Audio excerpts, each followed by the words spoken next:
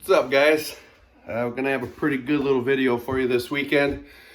We're gonna talk about a little more scientifically about pH, acclimating the fish, and how certain things in the pond world affect your pH, and why we're going to have a little part about acclimating fish. That's why I got my Kohaku and my Showa today. So we're gonna get them acclimated, and like I said, we're gonna have a pretty good video this weekend. Stand by for the rest, guys. All right, guys, so here we are at the pond. You can tell, dipping them in the bag. And here in a minute, I'm gonna get the bag open.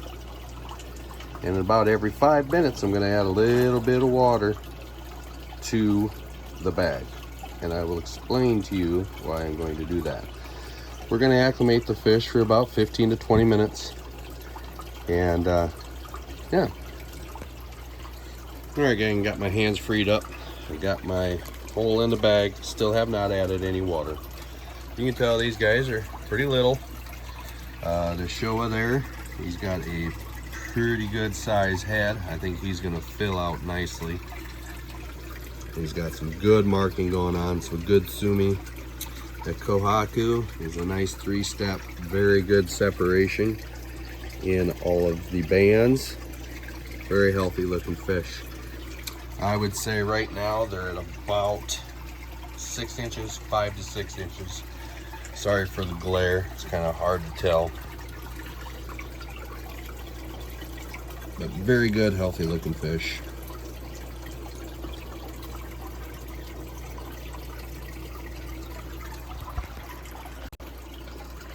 All right, guys, first 5 minutes or so has passed. So I'm going to take the bag over to where I have the hole, and I'm going to dunk it down into the water, and I'm going to let a little water in, and then put it back up and wait another 5 minutes. And the reason we do that is to help the fish acclimate to the parameters of this water as opposed to the water they came from. Obviously, pHs will be different, KHs will be different, GHs will be different. Everything is going to be different. So we give them a little bit, introduce that pond water about every 5 minutes, so about 4 or 5 times. Each time, gradually adding a little more, and get the bag as close to full as possible by the end of that 20 minutes. And then when we go to let the fish out of the bag, instead of dumping all the water in, we'll just reach in there with our hand, cup the fish up, and let him into the water. And then he'll go off cruising around, checking out his new environment. Just to be clear on something, the acclimation process I'm showing you right now only applies to fish that you're getting from the store and getting them to your house within like an hour. I'll explain later on in the video a different process for fish that you were to get, let's say, from somewhere online that might spend a day or two getting shipped to you. And again, this plays into the chemistry of pH, ammonia, and all that other stuff.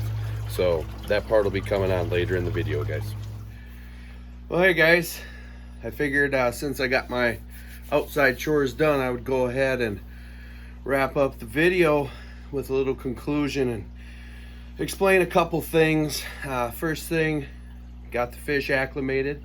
I'll go a little more into detail on the 2 ways to acclimate fish that I was talking about earlier after I explain a couple things.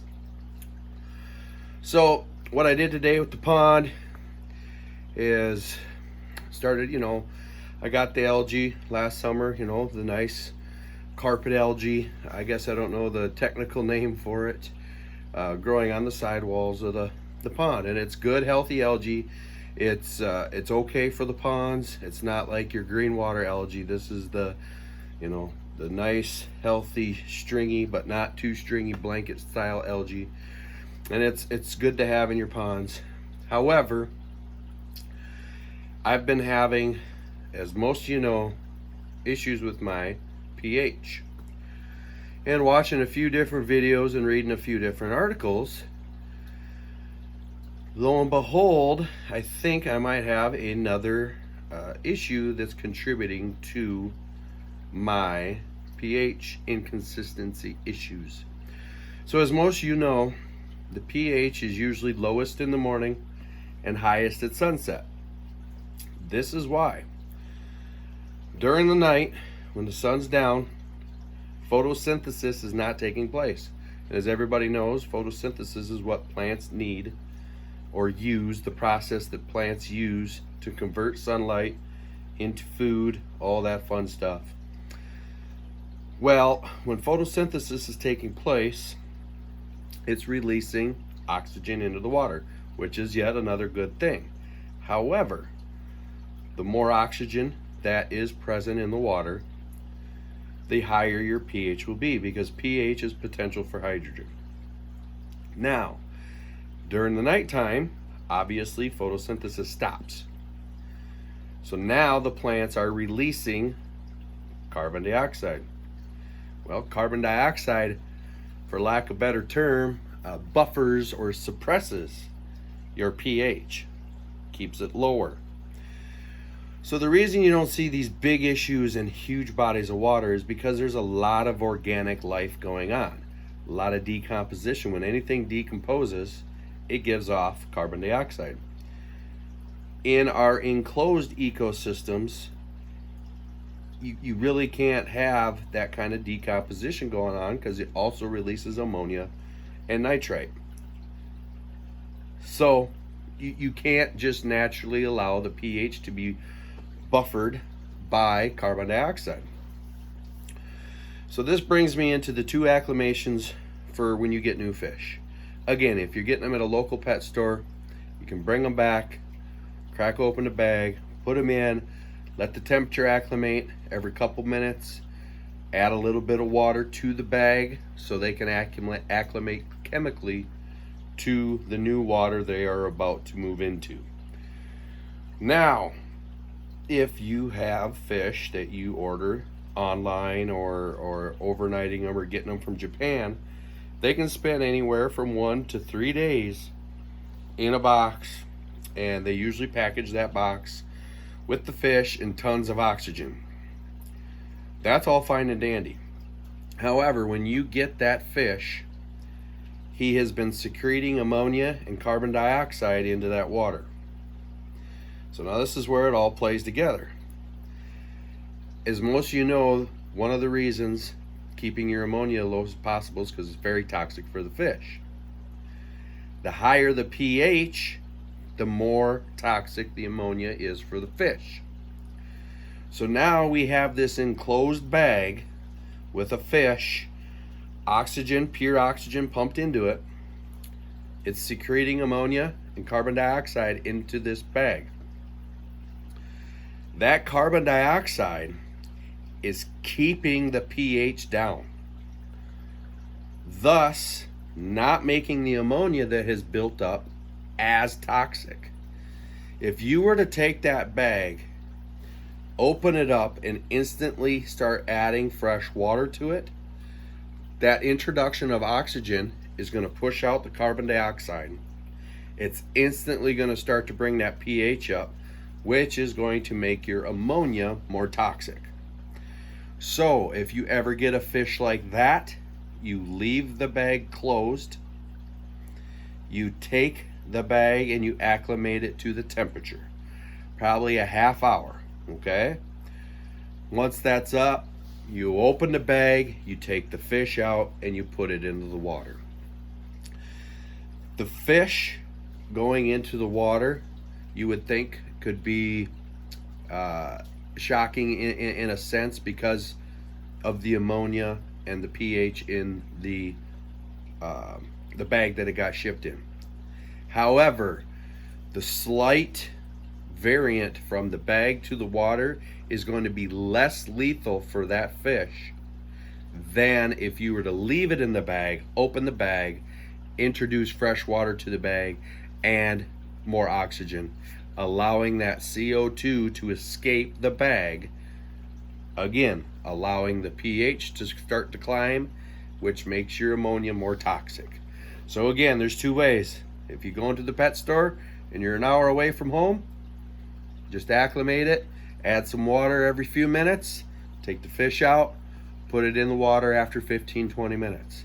If it was shipped, it could have been 1, 2, or 3 days that fish has been in that box. You do not want to use that method. You want to leave the bag sealed until you are ready to introduce that fish into the water. So again, the reason ammonia, pH are so important when it comes to the pond world. So now again, why did I get rid of some of the algae? I'd say 80% of the growing algae, scrubbed it off with a scrub brush in my pond. Well, my pH swings to about 8 to 8.4 during the peak of day, and overnight it gets to about 7.8. So first of all, we've got a 0.6 swing in pH. Also, it's the springtime. What also happens in the springtime? Your beneficial bacteria in your biofilters is trying to reestablish and get caught back up. So it's not processing as ammonia as it usually would when your pond is warmed up late spring, early summer. So being able to keep my pH lower and more consistent is also going to help any ammonia that might show up in my pond. It's going to help keep that less toxic. So again, like I said, a lot of chemistry to it. There was a very, very good article that I found on Google. What I Googled is what causes the pH in my pond to rise. And it was actually a big article on an agricultural and fish hatchery ponds. And that's where I got a lot of this information, and it all makes sense. It all makes sense on the science side and the chemistry side of things. So that being said, I should see a fairly instant change in these fluctuations because I've eliminated a lot of the plant growth, algae, that's going on in my pond. So I should not see these big 0.6 and 0.8 swings upward during the midday. I should still see a little bit, but it should not be near as hard as it was. So that's all I got for this video, guys. Fish timer went off. It means it's time to wrap it up. So if you guys have any questions on acclimating a fish, again, pH, ammonia, if you got any questions on any of those things, guys, please feel free to ask. We're up to 72 subscribers, which is awesome. I'm shocked, to be perfectly honest with you. So apparently people like what I gotta say, and that's a cool thing. So as always, thanks for watching, guys. Thanks for all the new subscribers, and keep on improving and keep on investing. And we'll see you guys on the next video. We'll talk to you later.